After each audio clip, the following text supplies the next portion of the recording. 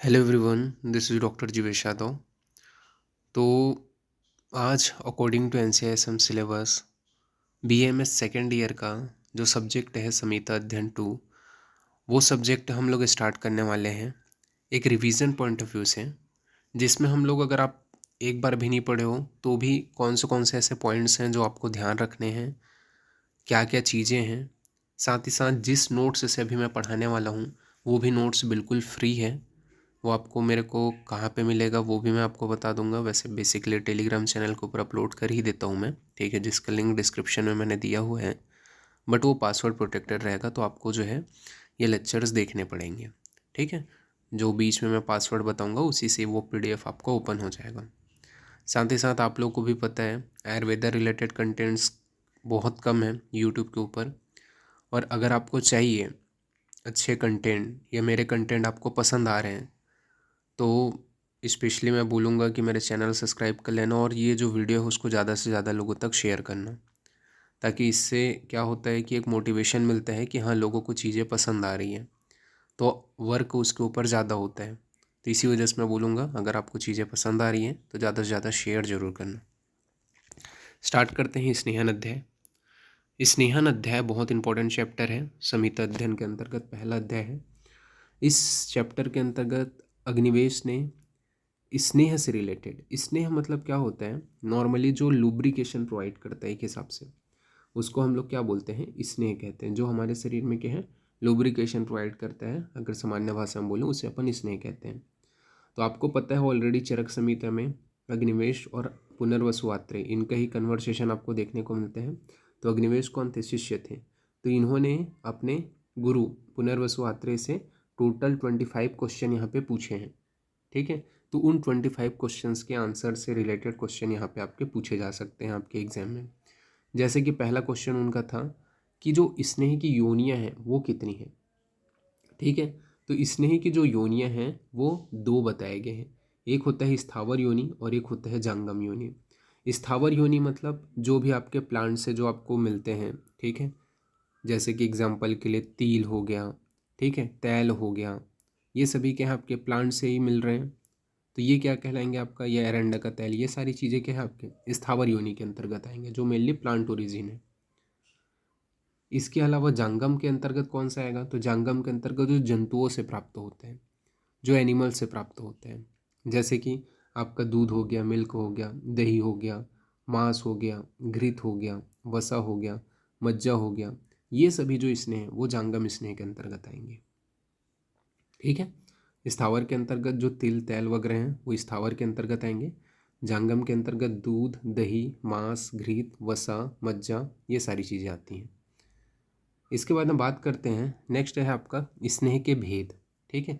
अभी अगर आपको एग्जाम में MCQ बेस्ड क्वेश्चन पूछा जाए कि स्नेह की योनियाँ कितनी है, तो जब योनियाँ करके आ रहा है तो याद रखना दो है, ठीक है। और जब भेद करके क्वेश्चन पूछा जाए तो आपके भेद यानी कि टाइप्स ये जो है 4 हैं, ठीक है। तो चतुर्विध स्नेह बताए गए हैं, बहुत इंपॉर्टेंट है, इनसे सबसे ज़्यादा क्वेश्चन आपके अराइज होते हैं। चाहे आप जो है UG देख लो चाहे PG देख लो, ये ऐसा टॉपिक है जिससे क्वेश्चन अराइज होता ही होता है। तो चतुर्विध स्नेह के अंतर्गत कौन सा आता है आपका, घृत आता है, तैल आता है, वसा आता है और मज्जा आता है। ये क्या कहलाते हैं आपके, चतुर्विध स्नेह कहलाते हैं। अब इसमें से पर्टिकुलरली आपको याद रखना है, इसमें से जो उत्तम है वो कौन सा है, तो घृत को उत्तम बताया गया है, ठीक है। तो यहाँ पे आपको घृत को क्यों उत्तम बताया गया है, चतुर्विध स्नेह में घृत को उत्तम क्यों बताया गया है, क्योंकि ये संस्कारों के द्वारा दूसरों का अनुवर्तन करने वाला होता है। यानी कि जब अपन इसका संस्कार कराते हैं, ठीक है, तो दूसरों के जो गुण हैं उसमें क्या है, अनुवर्तन होते हैं, यानी कि बढ़ जाते हैं, ठीक है।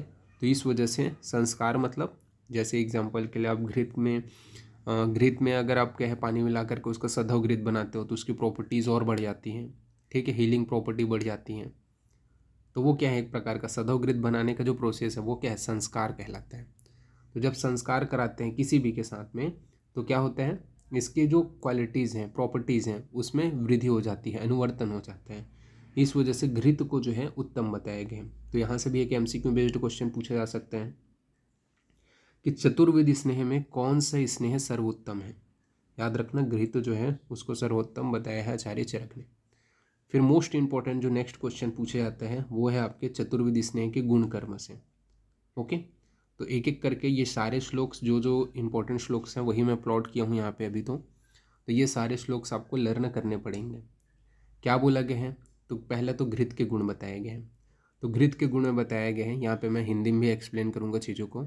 तो घृतम पित्तम अनीलहरम रस शुक्र ओजसो हितम निर्वापणम मृदुकरम स्वर वर्ण प्रसादनम। यानी कि जो घृत होता है, तो घृत क्या होता है, पित्त और अनीलहर होता है, यानी कि पित्त और आपका जो वात है इनको हरने वाला होता है।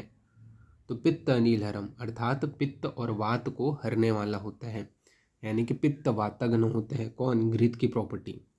साथ ही साथ शरीर में उपस्थित जो रस धातु है, शुक्र धातु है और ओज है, इनको बढ़ाने का काम करता है। ठीक है, यानी कि इनकी जो है इनके लिए हितकर होता है। तो रस, शुक्र और ओज इनके लिए हितकर बताया गया है घृत को। निर्वापणम मृदुकरम, यानी कि जो शरीर है उसमें निर्वापण का जो कार्य है वह करता है और मृदुता लाता है, यानी कि सॉफ्टनेस लाता है। अब सॉफ्टनेस ला करके साथ ही साथ जैसे आप घृत लगाओगे, ठीक है, तो आप देखोगे जो ग्लोरी है वो मिल आता है, यानी कि स्वर वर्ण का प्रसादक होता है। ओके, तो ये जो श्लोक है ना इसको आपको लर्न करना है। तो ये जो श्लोक है इसको आपको लर्न करना है। घृतम पित्तम अनीलहरम रस शुक्र ओजसो हितम निर्वापणम मृदुकरम स्वर वर्ण प्रसादनम। इंपॉर्टेंट श्लोक है, लर्न कर ही लेना क्योंकि फ्यूचर में काम आएगा ही आएगा। आपको अगर नेक्स्ट एग्ज़ाम देना है तो भी इससे एक क्वेश्चन फिक्स रहेगा, पीजी देना है तो भी एक क्वेश्चन फिक्स रहेगा, मेडिकल ऑफिसर का देना है तो भी एक क्वेश्चन फिक्स रहेगा। तो ये टॉपिक ही बहुत इंपॉर्टेंट है। तो घृत के क्या गुण हैं हिंदी में एक बार बता देता हूँ। तो घृत जो है वो पित्त और वात को हरने का काम करता है, रस शुक्र और ओज के लिए हितकर होता है, शरीर में निर्वापन क्रिया लाता है तथा सॉफ्टनेस यानी कि मृदुता प्रदान करता है बॉडी को, और स्वर और वर्ण का प्रसादन करता है, यानी कि आपका जो वॉइस है और आपके चेहरे की जो ग्लोरी है इसका प्रसादन यानी कि बढ़ाने का काम करते हैं। तो ये घृत के गुण बताए गए हैं।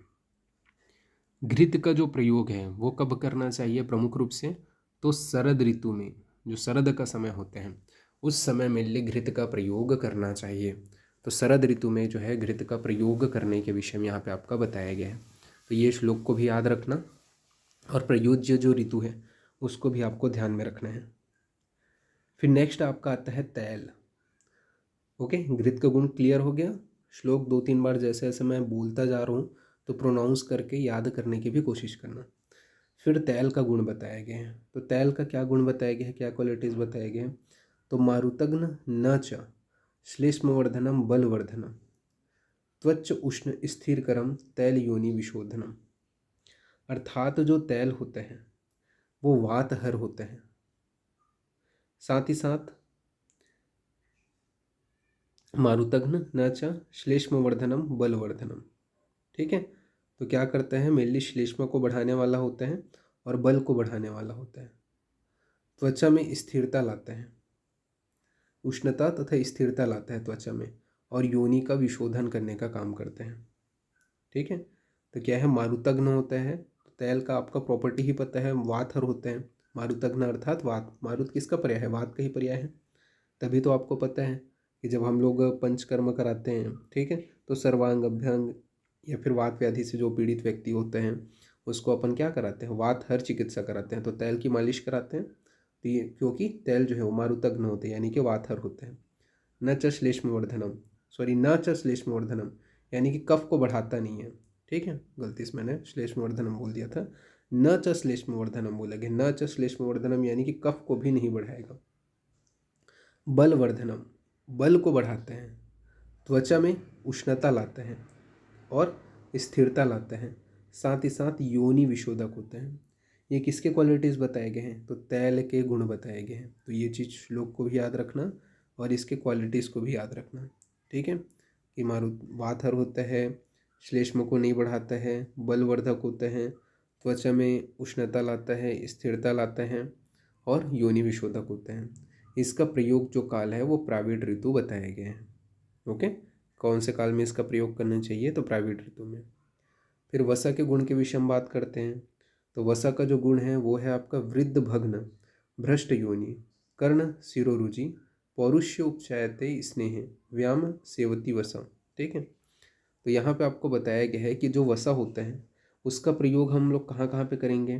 ठीक है, जैसे कि घृत का हमने देख लिया कि वात पित्त को हरने वाला होता है, रस शुक्र को बढ़ाने वाला होता है। वैसे ही हमने तेल को देख लिया कि वात को हरने वाला होता है, कफ को नहीं बढ़ाता है, बल को बढ़ाने वाला होता है, त्वचा में स्थिरता लाने वाला होता है। वैसे ही जो वसा है उसकी क्वालिटी क्या होता है, तो शरीर में वृद्धता नहीं लाता है। भग्न मतलब फ्रैक्चर वग्र जो है उसमें लाभकर होते हैं। तो अगर भग्न हो गए हैं, फ्रैक्चर वगैरह हो गए हैं बॉडी में, तो उसमें लाभकर होते हैं। भ्रष्ट योनि, योनि मतलब क्या होता है, वेजाइनल पाथवे को बोला जाता है। ठीक है, योनि विशोधक यहाँ पे मतलब प्यूरिफिकेशन किया जा रहा है इस तेल का प्रयोग करके योनि का। ठीक है, जो भी उसमें क्रीमी वगैरह हैं, अभी आगे चल करके फाइनल ईयर में पढ़ोगे योनि व्यापद तो आपको और क्लियर होगा। ठीक है, भ्रष्ट योनि एक प्रकार का क्या है, योनि में अगर किसी प्रकार का भ्रष्ट हो गए हैं तो उसमें अपन क्या है, वसा का प्रयोग करेंगे। कर्णशूल यानी कि ईयर में कोई पेन हो रहा है, ठीक है, तो किसका प्रयोग करना चाहिए, तो वसा का प्रयोग करना चाहिए। तो कर्णशूल में वसा का प्रयोग करना चाहिए। सिरोरुजा यानी कि वही है कि हेडेक हो रहा है, सिरोरुजा हेडेक हो रहा है, तो उसमें भी अपने को क्या है, वसा का प्रयोग करना चाहिए। पौरुष्य उपचायते स्नेह, व्यायाम सेवती वसा, ये क्या करता है, पौरुष्य के उपचय के लिए हितकर होता है। ठीक है, यानी कि मेटाबॉलिक जो एक्टिविटी है इसकी बहुत अच्छी रहती है। और जिन लोग व्यायाम करते हैं उनको किसका सेवन करना चाहिए, तो वसा का सेवन करना चाहिए। जो नित्य व्यायाम करते हैं, ठीक है, एक्सरसाइज करते हैं, उनको किसका सेवन करना चाहिए, तो वसा का सेवन करना चाहिए।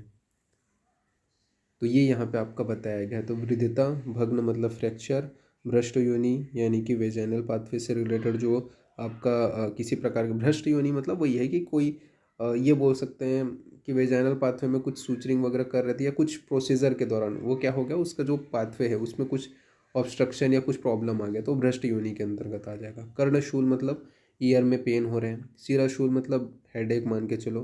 पौरुष्य में उपचयता, ठीक है, और जो रेगुलर व्यायाम करता है इन सभी व्यक्तियों को वसा का सेवन करना चाहिए।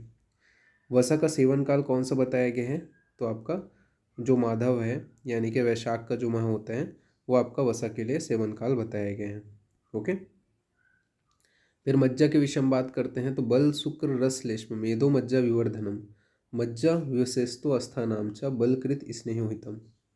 तो बल शुक्र रस श्लेष्म मेदो मज्जा विवर्धनम, मज्जा विशेषतो अस्थानाम च बलकृत स्नेहोहितम, यानी कि जो मज्जा होता है वो शरीर में बल को बढ़ाने वाला होता है, शुक्र को बढ़ाने वाला होता है, रस को बढ़ाने वाला होता है, श्लेष्मा को बढ़ाने वाला होता है यानी कि कफ को, मेद और मज्जा का विवर्धन करने वाला होता है। ठीक है, तो मेद और मज्जा सॉरी मेद का जो है मज्जा जो है विवर्धन करने वाला होता है। मज्जा का जो विशेष स्थान है वो अस्थियों के बीच में बताया गया है। और बलकृत स्नेहोहितम ये यहाँ पे आपका बोला गया है। तो मज्जा जो है बल शुक्र रस श्लेष्म इनको बढ़ाने वाला होता है। मज्जा जो है इसके अलावा विशेष जो स्थान है वो अस्थियों में बताया गया है। इसका प्रयोग जो है वो माधव यानी कि वैशाख में ही इसका भी प्रयोग काल बताया गया है। तो ये मज्जा के विषय में आपको ध्यान में रखना है। क्लियर हुआ? ओके, तो ये आपको ध्यान में रखना है। इसके बाद में बात करते हैं स्नेह के प्रयोग काल के विषय में। तो स्नेह का जो प्रयोग काल है ये बहुत इंपॉर्टेंट है, इससे आपके कई बार क्वेश्चंस आपके आए हुए हैं। ठीक है, तो स्नेह का जो प्रयोग काल है उसके विषय में बात करते हैं। तो स्नेह का प्रयोग काल जो है वो बताया गया, अत्यंत शीत व अत्यंत उष्ण काल में सर्वथा स्नेह का सेवन नहीं करना चाहिए। तो मतलब बहुत ज़्यादा जैसे ठंडी है या बहुत ज़्यादा गर्मी है तब लगातार अपने को क्या है, वसा का सेवन नहीं करना है। ठीक है, सर्वथा स्नेह का सेवन, गलती से मैंने वसा बोल दिया, सर्वथा स्नेह जो है स्नेह का जो सेवन है वो नहीं करना है। अब अगर आप ऐसा करोगे तो क्या प्रॉब्लम होगा, अगर आप क्या है वात की अधिकता एवं उष्णता में रात्रि में स्नेह पान करते हो, मतलब देखो अब यहाँ पे भी कंडीशन बताए गए हैं कौन से ऐसे कंडीशंस हैं जब आपको क्या है स्नेह पान करना है। जैसे कि अगर वात पित्त की अधिकता है, बॉडी में क्या है वात पित्त की अधिकता है और समय कौन सा है, गर्मी का समय, उष्ण काल है, तो रात्रि के समय आप जो है स्नेह का पान करो। ये यहाँ पे बताया है आचार्य चरक ने कि अगर क्या है वात पित्त की अधिकता है, बॉडी में वात और पित्त की अधिकता है, साथ ही साथ समय कौन सा है, उष्ण काल है, तो रात्रि में स्नेह का पान करना है। इसी प्रकार कफ की अधिकता है वह शीतल काल है, तो दिन में स्नेह का पान करना है। तो कफ की अधिकता है एवं शीतल काल है, तो दिन में स्नेह का पान करना है। वात पित्त की अधिकता है एवं उष्ण काल है, तो रात्रि में स्नेह का पान करना है। कफ की अधिकता है एवं शीतल काल है, तो दिन में स्नेह का पान करना है। तथा वात पित्त की अधिकता एवं उष्ण काल में दिन में स्नेह पान से मूर्छा, पिपासा, उन्माद तथा कामला रोग हो सकता है। तो क्या होता है, मेनली वात पित्त की अधिकता एवं उष्ण काल में अगर आप क्या करते हो, मतलब अपोजिट कर रहे हो, जैसे कि वात पित्त की अधिकता है और उष्ण काल है, अब रात्रि में स्नेहपान करने के लिए बोला गया था वात पित्त की अधिकता में, ठीक है, लेकिन आपने क्या किया, दिन में स्नेहपान कर दिया, तो कौन सा कॉम्प्लिकेशन होगा, तो मूर्छा यानी कि बेहोशी आ जाएगा। पिपासा मतलब बहुत ज़्यादा क्या है, थ्रिस्ट लगेगा, प्यास लगेगा। उन्माद मतलब जो पागलपन है वो हो जाएगा। और आपका कामला यानी कि जॉन्डिस हो जाएगा। तो ये क्या है, वात पित्त की अधिकता है और उष्ण काल है, उसमें आप क्या है दिन में स्नेहपान कर रहे हो। नॉर्मली पीना नहीं चाहिए, रात्रि में पीना चाहिए वात कफ की अधिकता में, ठीक है, और उष्ण काल में। लेकिन यहाँ पे आप क्या है दिन में पी दे रहे हो, तब मूर्छा, पिपासा, उन्माद और कामला रोग की उत्पत्ति होगी। इसी प्रकार अगर कफ की अधिकता है एवं शीतल काल में, ठीक है, तो कफ की अधिकता है शीतल काल में, कब बोला गया है, दिन में स्नेहपान करना है, लेकिन आप क्या कर रहे हो, रात्रि में स्नेहपान कर रहे हो, तो उसके वजह से अनशन, ठीक है, अनाह, अरुचि यानी कि एनोरेक्सिया, ठीक है, भोजन खाने की इच्छा न होना, सूल मतलब पेन, पांडु, ठीक है, तो ये आपको जो है देखने को मिलेगा, यानी कि एनीमिया। तो ये सारे जो है कफ एवं कफ की अधिकता है, शीतल काल है और रात्रि के समय स्नेहपान कर रहे हो, तो क्या क्या है, पांडु हो गया, अनाह हो गया, अरुचि हो गया, इसके अलावा शूल हो गया और अन्यशा, यह जो है उत्पन्न होते हैं। इसी प्रकार कफ पित्त की अधिकता होने पर, कफ और पित्त की अधिकता है, सॉरी कफ पित्त बोलता हूँ, वात पित्त की अधिकता है। वात पित्त की अधिकता होने पर कौन से काल में, उष्ण काल में, अगर आप क्या है दिन में स्नेहपान करते हो, तो पिपासा, उन्माद, कामला और मूर्छा की उत्पत्ति होती है। तो ये आपको ध्यान में रखना है, ठीक है। तो ये यहाँ पे आपका बताया गया है। इसके बाद में स्नेहपान के अनुपान के बारे में बात करते हैं, ठीक है। तो यहाँ पे जो पासवर्ड है वो भी मैं यहाँ पे रिवील कर देता हूँ इस नोट्स का। तो सिंपल ही पासवर्ड रखना है, ठीक है। स्नेह पान, ये आपको लिखना पड़ेगा हिंदी में, तब ये पीडीएफ ओपन होगा, ठीक है। इतना ही लिखना है आपको, स्नेह पान, क्योंकि स्नेहन अध्याय है तो स्नेह पान करके लिखना है, सेम स्नेह पान, तो ये पीडीएफ आपको ओपन हो जाएगा। नेक्स्ट अपन आगे बढ़ते हैं, स्नेहपान का अनुमान। तो स्नेहपान का जो अनुमान है उसके विषय में बताया गया है कि अनुपान है, ये थोड़ा सुधार लेना, ठीक है। स्नेहपान का अनुपान कौन सा है, मतलब कौन सा स्नेह पियोगे तो कौन सा अनुपान, पी है ये, पान करना है, ठीक है। अनुपान किसको बोलते हैं, जैसे आप मेडिसिन लेते हो, ठीक है, तो मेडिसिन लेने के बाद में आप पानी पीते हो, ठीक है। इसी टाइप से हमारे जो आयुर्वेद है उसमें अलग अलग जो मेडिसिन है उसको लेने के पश्चात अलग अलग जो आपके अनुपान हैं उनका बताया गया है, वर्णन किया गया है। मतलब कभी हनी पी लेना है, या फिर कभी उष्ण जल ही पीना है, या ठंडा जल पीना है, या मंड ये ऊष, ठीक है, जो आप कृतान्य वर्ग के अंतर्गत पढ़े हो उनका जो है पान करने के विषय में बताया गया है। तो उनका ही पान करना अनुपान, यानी कि अनु मतलब थोड़ी मात्रा में जिसका पान किया जाता है उसे अनुपान कहते हैं। अब स्नेह जो है, चतुर्विध स्नेह, उनका अनुपान यहाँ पे बताया गया है। इसका श्लोक याद नहीं करोगे तो भी चलेगा, हिंदी याद रखना। क्या बोला गया, जलम उष्णम घृतम पेया यूस तैलस अनुशस्येत लेह अनुशस्यते वसस्य मज्जस्तु मंडा स्यात् स्यातत् सर्वे तो स्यातत सर्वेत उष्ण अम्बुआ। अर्थात यहाँ पे ये बोला गया है कि जो घृत है उसमें क्या है, उष्ण जल का पान करना चाहिए। तो जैसे कि अगर आप घृत पीते हो, घृत खा रहे हो, स्नेह में घृत का सेवन कर रहे हो, तब हल्का सा गर्म जो जल है, उष्ण जो जल है, उष्ण अम्बु जिसको बोलते हैं, उसका पान करना है। अगर आप तैल का प्रयोग कर रहे हो, ठीक है, यानी कि तैल का सेवन कर रहे हो, तो यूष का जो है अनुपान करना चाहिए। कृतान्य वर्ग के अंतर्गत पढ़ोगे इसको, ठीक है। तो यूष का अनुपान करना चाहिए कब, जब अगर आप तैल का सेवन कर रहे हो तब यूष का अनुपान। इसी प्रकार अगर आप जो है मज्जा का सेवन कर रहे हो, तो मज्जा का जब सेवन कर रहे हो तो किसका, मंड का अनुपान करना चाहिए।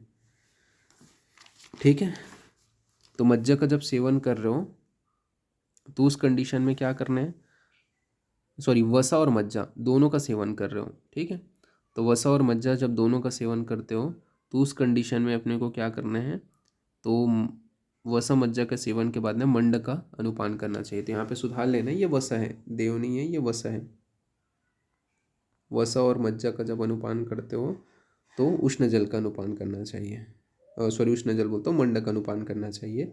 और सभी प्रकार के जो आपके स्नेह हैं उनका सेवन के पश्चात, तो सभी प्रकार के स्नेह के सेवन के बाद में उष्ण जल का अनुपान करना चाहिए। तो ये चीज़ याद रखना, वसा मज्जा में मंड, तैल यूष में, उष्ण जल आपका घृत में, और सभी प्रकार के स्नेह सेवन के पश्चात, यानी कि सभी को मिक्स करके सेवन कर रहे हो तो उष्ण जल को आपको अनुपान में बताया गया है। तो ये यहाँ पे आपका बोला गया है। फिर नेक्स्ट अपन आगे बढ़ते हैं, प्रविचारणाओं के बारे में बात करते हैं। स्नेह की 24 प्रकार की प्रविचारणाएँ। क्या है ये 24 प्रकार की प्रविचारणाएँ? तो स्नेह की 24 प्रकार की जो प्रविचारणा, प्रविचारणा का मतलब क्या समझते हो, ये पहले क्लियर करना है। प्रविचारणा मीन्स क्या होता है, अब जैसे मैं आपको दे दूँ घृत को, ठीक है, 10 लोग हैं मेरे पास और 10 बच्चों को मैं क्या है दे दूँ घी को। 10 में से हो सकता है 5 लोगों को पसंद ना आए, ठीक है, खाने में ही मन ना करें, ठीक है, या फिर 3 लोगों को पसंद ना आए, या फिर हो सकते हैं कि 8 लोगों को पसंद ना आए, ठीक है, 2 लोगों को बस पसंद आ रहे हैं। तब मैं क्या करूँगा, क्योंकि देखो वो वो पेशेंट है, सिंपल सी बात है, मेरे पास जो भी आएगा वो पेशेंट है, अब उसको मेरे को ठीक करना है, तो उसको मैं ऐसा मेडिसिन दूंगा कि वो मेडिसिन चला भी जाए और अपना काम को भी कर दे, ठीक है, और उसको खाने में भी दिक्कत ना हो। तो उसके लिए मैं उसके डिफरेंट डिफरेंट फॉर्म में चेंज करके उसको दूंगा, ठीक है, प्रयोग के आधार पे। तो उसको अपन क्या बोलेंगे, प्रविचारणाएं बोलेंगे। जैसे कि अपन हो सकता है उसका प्रयोग जो है मेरे को अलग अलग प्रकार से करना है, ठीक है, तो उसके आधार पे मैं उसका डिफरेंट डिफरेंट फॉर्म में चेंज करता जाऊंगा, तो वो क्या कहलाएगा, आपका प्रविचारणा कहलाएगा। ठीक है, तो उसी को ही क्या बोलते हैं, प्रविचारणा कहते हैं। जैसे कि पंचविध का सायकल्पना पढ़ते हो तो उसमें मेडिसिन को क्या है डिफरेंट फॉर्म में चेंज किया जाता है। तो यहाँ पे अपन स्नेह को डिफरेंट फॉर्म में, या डिफरेंट फॉर्म में तो नहीं बोलेंगे, डिफरेंट डिफरेंट प्रकार से यूज़ करने के आधार पे उसका जो प्रॉपर्टीज़ है उसमें थोड़ा चेंजेस करते हैं, तो वो क्या कहलाएगा, आपका प्रविचारणाएँ कहलाएगा। ठीक है, अब ये 24 प्रकार की प्रविचारणाएँ आचार्य चरक ने बताई है, जबकि कश्यप ने 20 प्रकार की प्रविचारणाओं का वर्णन किया है। अब इसका श्लोक याद करना चाहो तो श्लोक याद कर सकते हो। क्या है आपका श्लोक, तो श्लोक है आपका, उदनश्च विलिपिश्च रसोमासो पयोदधि यवागु सूप शाकश्च यूस कमलिखंडक सक्तवस्तीलपिष्टम च मध्यस्लेह तथैव च, ऐसा करके पूरा श्लोक है।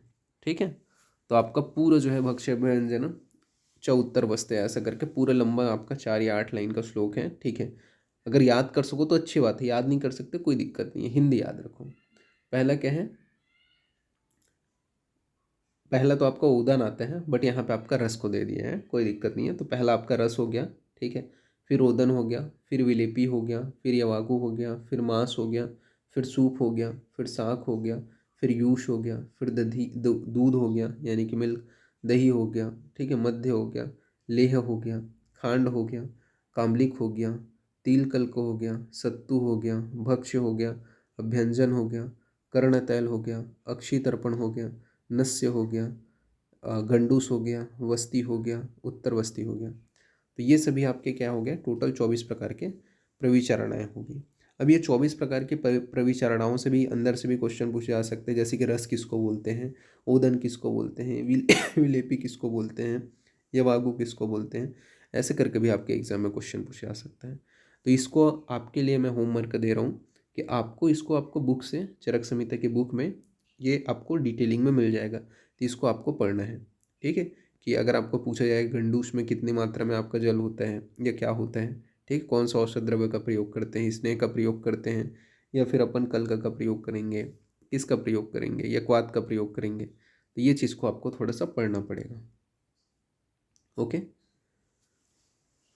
तो ये चीज़ को थोड़ा सा ध्यान में रखना कि कौन सा आपके प्रविचारणाओं के अंतर्गत 24 प्रकार की प्रविचरणाएँ यहाँ पे आपका वर्णित किया गया है। ठीक है। फिर इसके अंदर प्रविचारणाएँ किसको बोलते हैं, तो वही स्नेह में भोज्य पदार्थ के साथ में लेना, वही प्रविचारणाएँ हैं। ठीक है। अब यहाँ पे अच्छा पान किसको बोलेंगे, तो केवल स्नेह का पान, वो क्या कहलाएगा, सिर्फ स्नेह जब पीते हो, जैसे घृत बस पी रहे हो, तो वो अच्छा पान कहलाएगा। फिर उसी के विषय में बताया गया है, अच्छा पेयस्तु या स्नेह न तमहो प्रविचारणा स्नेह से यह अभिषेक दृष्टा कल्पा पृथक कल्पिता। ठीक है। यही जो है आपकी प्रथम कल्पना है, ये चरक सूत्र स्थान के अनुसार बताया गया है, सिर्फ स्नेह का पान करना। फिर रसों के संयोग के आधार पे जो प्रविचारणाएँ हैं वो कितने हैं, टोटल 64 बताए गए हैं। तो चरक और वांगभट्ट ने ये पूछा जा सकता है एमसीक्यू बेस्ड क्वेश्चन में कि रसों के संयोग के आधार पे कितने प्रकार की प्रविचारणाओं का वर्णन किया है। तो रसों के संयोग के आधार पे जो है 64 प्रकार के 64 टाइप के प्रविचारणाएँ हैं, जिसमें आपके जो मधुर अम्ल लवण कटु तिक्त कषाय, ये जो 6 रस हैं, इनके आपस में मिलने से टोटल 63 योग बनते हैं, और अच्छा पान एक ऐड हो जाता है तो 64 हो जाते हैं। ओके। फिर इसके बाद में स्नेह की मात्रा व पाचन काल तथा रोग व अवस्था के विषय में बात करेंगे। तो यहाँ पे अपन बात करें, जैसे कि अगर स्नेह की अपन हास्य मात्रा का प्रयोग कर रहे हैं, तो स्नेह की जो हास्य मात्रा है उसका पाचन काल कितना बताया गया है, अर्ध दिन। अर्ध दिन मतलब 6 घंटे में पच जाता है। ओके। तो हास्य मात्रा किसको बोलते हैं, तो अर्ध दिन यानी कि 6 घंटे में पच जाता है, 2 याम या फिर प्रहर में पच जाता है, तो उसे अपन क्या बोलते हैं, हास्य मात्रा कहते हैं। तो ये आपका वांगभट का है, वांगभट का आपको याद नहीं रखना है, चरक का ही बस याद रखो कि जो स्नेह, जैसे आपने क्या किया, घृत का सेवन किया, अब घृत का सेवन करने के बाद में 6 घंटे के अंदर में अगर वो डाइजेस्ट हो जाएगा, ठीक है, अर्ध दिन के अंदर में, तो वो क्या कहलाएगा, आपका हास्य मात्रा कहलाएगा। ओके। कौन से डिसीज़ है जिसमें अपने को हास्य मात्रा में स्नेह का सेवन कराना है, तो जैसे कि अगर कोई पेशेंट है ज्वर का, ठीक है, यानी कि फीवर का, कास का, कफिंग का, अतिसार मतलब डायरिया का, तो ऐसे पेशेंट को अपने को हास्य मात्रा में स्नेह का प्रयोग करना है। या फिर कौन से ऐसे कंडीशंस हैं जिसमें अपन दे सकते हैं, तो जैसे कि अगर डाइजेस्टिव फायर बहुत कम है, मंदाग्नि है, रिक्त कोष्ठ वाला है या बालक है, तो इनको कम मात्रा में यानी कि हास्य मात्रा में अपने को स्नेह का प्रयोग करना है। तो हास्य मात्रा यानी कि सबसे मिनिमम मात्रा किसको बोलेंगे, तो जो 6 घंटे में पच जाए स्नेह, मतलब शरीर में जाने के बाद में 6 घंटे में जब उसका डाइजेशन हो जाता है, ऐसे स्नेह की मात्रा को हास्य मात्रा कहते हैं। डिसीज़ में हमने देखा कि जो ज्वर है, कास है, अतिसार है, इनके रोगियों को अपन हास्य मात्रा में स्नेह का पान कराएंगे। अवस्था में हमने देखा कि मंदाग्नि, ठीक है, रिक्त कोष्ठ वाला या बालक है, तो उनको जो है हास्य मात्रा में स्नेह का पान कराया जाता है। फिर मध्यम मात्रा का जो है क्या बताया गया है, तो मध्यम मात्रा किसको बोलते हैं, तो जो 12 घंटे में पच जाता है, जो स्नेह एक दिन में यानी कि 12 घंटे में पच जाता है, उसे अपन क्या बोलते हैं, मध्यम बोलते हैं। अब कौन से ऐसे कंडीशन होते हैं जिसमें अपन मध्यम मात्रा में जो है पेशेंट को स्नेह का सेवन कराएंगे, तो अगर वो कुष्ठ हो गया, क्षुद्र कुष्ठ हो गया, प्रमेह हो गया या वात रक्त से पीड़ित हैं, तो इनमें अपन मध्यम मात्रा में सेवन कराते हैं। तो क्षुद्र कुष्ठ, कुष्ठ, प्रमेह, वात रक्त, इन सभी डिसीज से जब कोई पेशेंट पीड़ित रहता है, तब उसे अपन क्या है, मध्यम मात्रा में स्नेह का सेवन कराते हैं। इसके अलावा कौन से ऐसे अवस्था हैं जिसमें मध्यम मात्रा में सेवन कराया जाता है, तो कौन से ऐसी अवस्था है, तो यहाँ पे आपका जो मृदु कोष्ठी है, ठीक है, इसके अलावा आपका जो मध्यम अग्नि बल वाला है, और आपका जो मध्यम शरीर बल वाला है, तो इनमें अपन क्या है, मध्यम मात्रा में प्रयोग करते हैं। ठीक है, स्नेह का। फिर उत्तम मात्रा का प्रयोग किस में किया जाता है, तो उत्तम मात्रा जो है उसका पाचन काल बताया गया है 1 अहोरात्र, यानी कि 24 घंटे का जो पच जाता है। 1 अहोरात्र मतलब 24 घंटे में जो आपने स्नेह लिया, और वह स्नेह पचने में, डाइजेशन होने में कितने 24 आवर का समय ले रहे हैं, यानी कि 1 अहोरात्र का समय ले रहे हैं, तो वो क्या है, आपका उत्तम मात्रा कहलाएगा। और उत्तम मात्रा में कौन से रोगों में अपन स्नेह का प्रयोग करते हैं, तो अगर सर्प दृष्ट है यानी कि स्नेक बाइट है, विसर्प है, उन्माद है, गुल्म है, मूत्रकृच्छ है, कॉन्स्टिपेशन यानी कि विबंध है, ठीक है, तो इन कंडीशन में अपन उत्तम मात्रा में जो है स्नेह का प्रयोग करेंगे। मतलब अगर कोई पेशेंट आ गया विबंध का, ठीक है, मूत्रकृच्छ का, गुल्म का, उन्माद का, सर्पदृष्ट का और विसर्प का, तो उसमें उत्तम मात्रा में प्रयोग करते हैं। अवस्था के विषय में बताया गया है, तो तीक्ष्ण अग्नि शरीर बल में श्रेष्ठ बताया गया है, तो तीक्ष्ण अग्नि शरीर बल में ये जो है उत्तम मात्रा जो है वो श्रेष्ठ होता है, ये यहाँ पे आपका बोला गया है। तो ये आपको ध्यान में रखना है। फिर बोला गया मध्य विभ्रंश। मंद विभ्रंश किसको बोलते हैं? तो सुखपूर्वक स्नेह एवं शोधन के लिए प्रयुक्त स्नेह की मध्यम मात्रा। तो मद विभ्रश किसको बोलते हैं? तो सुखपूर्वक स्नेह एवं शोधन के लिए प्रयुक्त जो स्नेह की मध्यम मात्रा है उसे मद विभ्रंश बोला जाता है। ठीक है। फिर स्नेह का प्रधान मात्रा क्या होता है? सॉरी, स्नेह की हास्वीय मात्रा बताया गया है। तो स्नेह की हास्वीय मात्रा किसको बोलते हैं? तो स्नेह परीक्षार्थ हास्व हास्व में भी, हास्व से भी कम मात्रा में, जो 2 याम में या फिर उससे कम समय में जब पच जाता है तो उसे वांगभट ने हास्वीय मात्रा बोला है। तो ये चीज़ याद रखना, हास्वीय मात्रा का जो वर्णन है वो वांगभट ने किया है, चरक ने नहीं किया है। ठीक है, हास्व मात्रा चरक ने बोला है, हास्वीय मात्रा वांगभट ने बोला है। हास्वीय मात्रा मतलब स्नेह जो है परीक्षार्थ हास्व से भी कम मात्रा, हास्व जो मात्रा है उससे भी कम मात्रा में अपन स्नेह का प्रयोग करते हैं, और वो डाइजेशन में 2 याम से कम का भी समय ले रहे हैं। ठीक है, तो उसे अपन हास्वीय मात्रा कहेंगे। ठीक है, तो इस प्रकार से अपन स्नेहन अध्याय जो है इसका फर्स्ट पार्ट जो है यहाँ पे फिनिश करते हैं। नेक्स्ट पार्ट में इसके आगे का कंटिन्यू करेंगे। ओके, ठीक है, तो फिर अभी के लिए इतना ही। Thank you class.